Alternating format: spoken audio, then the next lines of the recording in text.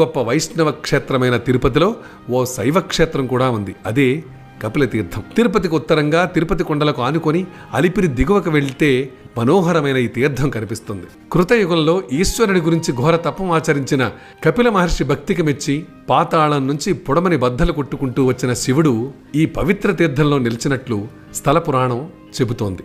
ఇప్పుడున్న ఆలయం సుమారు 1000 ఏళ్ల నాటిదని చెబుతారు.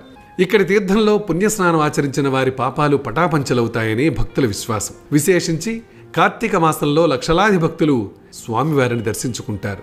తిరుమల అంటే శ్రీవారే, అణువణువు శ్రీ వెంకటేశ్వరుడే.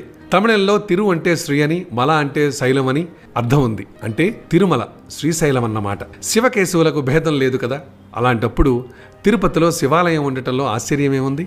అలా తిరుపతిలో వెలసిన పవిత్ర తీర్థరాజమే కపిలతీర్థం.